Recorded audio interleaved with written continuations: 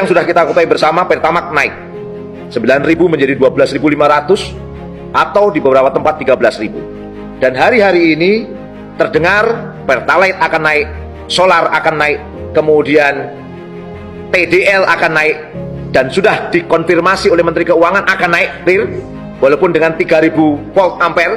Tapi menurut Pak Ahmad Daryoko, pengamat kelistrikan, bahwa ini berpeluang 1.300 volt ampere pun akan naik, 450 volt ampere pun akan naik. Dolim tidak? Dolim. Dolim. Kemudian gas LPG 3 kilo yang ini merupakan bagian dari bahan bakar rakyat yang selama ini digunakan untuk memasak, itu juga akan dinaikkan. Dolim tidak, saudara? Dolim. Saya menyampaikan, rakyat hari ini sudah terbebani. Dampak COVID-19 belum selesai. PPN 11% sudah terjadi. Pertamax naik sudah terjadi. Migor langka naik sudah terjadi. Hal ini memicu harga-harga pokok juga naik di mana-mana. BPJS juga menjadi syarat wajib pelayanan publik. Juli tahun depan, tahun ini, itu adalah ajaran baru buat anak-anak kita. Tentu ini akan membebani. Di dalam kondisi ini ternyata pemerintah negeri ini akan menaikkan solar, pertalite, gas melon, dan juga TDL. Luar biasa ini, saudara-saudara sekalian. Dolimnya luar biasa. Dolim sekali. Rakyat sudah menderita, ditambah penderitaan tambahan lagi, dan itu disebabkan oleh kebijakan rezim penguasa. Luar biasa. Saya menyampaikan, kalau kita berbicara tentang harga BBM, kalau kita bicara naiknya harga BBM, ini karena apa sih? Bener nggak karena harga minyak dunia itu meningkat? Dalam catatan kami, paling tidak ada 4 bagian penting untuk kita catat. Pertama, terkait dengan supply and demand, penawaran dan permintaan. Kita tahu betul bahwa Indonesia per hari produksinya itu paling hanya sekitar 700.000 sampai 800.000 barel per hari.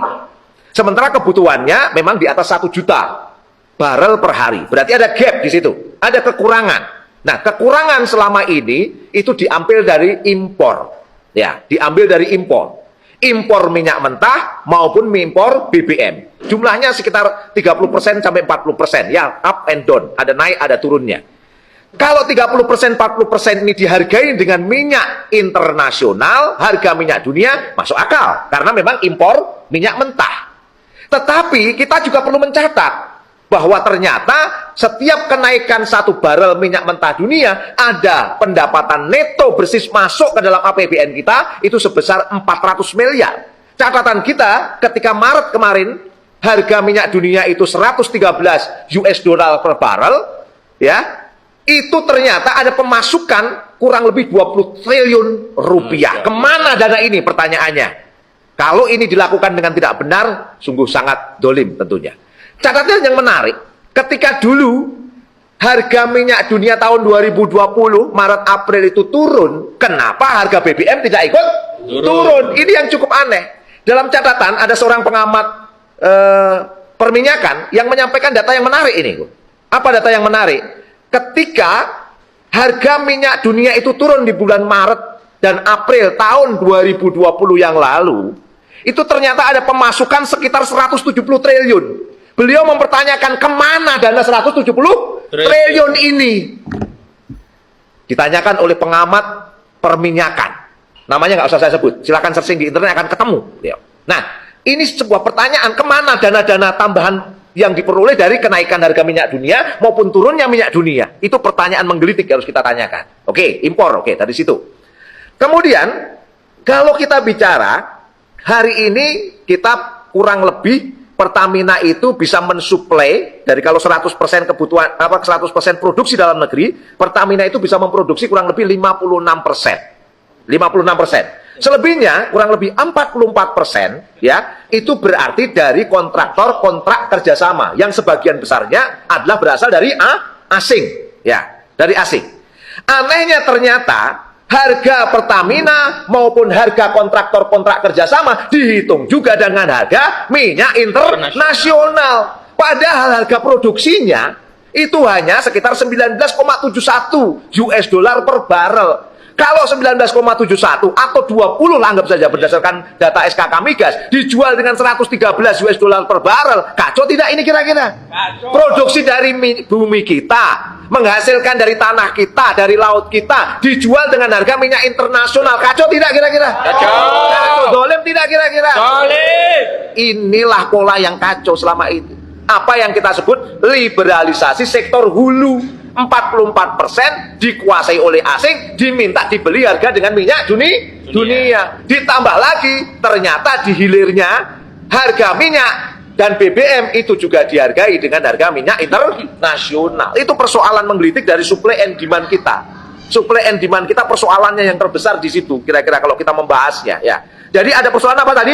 Liberalisasi sektor hulu dan sektor hilir kita. Dolim tidak kira-kira? Dolim. Oke, ini yang pertama. Pertanyaannya, bisa nggak sih Indonesia itu membiayai atau bukan membiayai, memproduksi secara mandiri keberadaan minyaknya? Dalam konteks kita ternyata, saudara-saudara sekalian, dari data yang kita peroleh, ya, dari data yang kita peroleh, kalau kita membaca data yang kita dapatkan, ya, ternyata kita itu memiliki kurang lebih 128 cekungan hidrokarbon. Berapa? 128 cekungan hidrokarbon. Yang baru diproduksi itu 20 cekungan hidrokarbon. Ya, 27-nya itu sudah ada potensi tapi belum dieksploitasi. Kemudian sisanya memang perlu eksplorasi lebih banyak lagi. Nah, pertanyaannya adalah, bisa nggak Indonesia mandiri secara energi? Bisa. Asalkan 128 cekungan hidrokarbon itu benar-benar mandiri dikuasai oleh Indonesia. Dalam makna Islam dikuasai oleh rakyat secara keseluruhan. Tetapi kalau ini diserahkan kepada asing lagi, kira-kira harganya akan tetap naik atau tidak? Naik. Karena mereka menghargai selalu dengan harga minyak internasional. Ini persoalan. Oleh karena itu kami tawarkan dalam kesempatan kali ini, stop liberalisasi migas. Terus kemudian migas diletakkan pada siapa? Kembalikan menjadi milik rakyat secara keseluruhan, muslim maupun non-muslim. Ini clear. Dan inilah yang disarankan oleh Islam. Karena dalam pandangan Islam, minyak gas yang jumlahnya berlimpah, termasuk di dalamnya sumber-sumber daya energi yang lainnya, itu adalah milik rakyat secara keseluruhan. Takbir. Pertanyaannya, wani pora? Kudu wani. Harusnya berani. Jangan sampai beraninya cuman menghilangkan subsidi bagi rakyat, sementara ketika menghentikan liberalisasi ora wani. Harus berani. Kita butuh kepemimpinan yang kuat untuk ini. Oke ya. Nah, ternyata kalau ini semua mandiri, semua ini mandiri, menghasilkan dari bumi kita sendiri, diproduksi oleh kita sendiri, itu ternyata harga BBM setingkat Pertamax itu bisa 4.700 kalau 100% ya, sekali lagi ya. Kalau berapa? 100% kita mandiri mengelolanya. Bisa nggak kira-kira? Bisa. Wani pora. Nah, itu yang paling penting untuk kita catat. Bukan wani piro ya? Bukan wani piro, wani pora. Berani tidak, gitu maksudnya ya. Oke, hitung-hitungan angka, silahkan lihat video-video kita sebelumnya supaya clear ya. Kita percepat saja. Nah, kemudian persoalan yang kedua, setelah liberalisasi sektor hulu dan sektor hilir tadi, ternyata ada persoalan yang kedua, yaitu apa yang kita sebut tadi sebagai spekulasi pasar komoditas berjangka. Ternyata minyak kita ini, ya, minyak mentah di dunia internasional itu dijualnya di pasar komoditas berjangka. Dan itu ternyata pasar non-real yang penuh spekulasi, penuh judi. Tiap hari minyak itu digoreng sampai ribuan kali. Ini jualan BBM atau jualan kacang sebenarnya. Ini jelas kacau. Dan dalam pandangan Islam, yang non-real begitu hukumnya apa? Haram.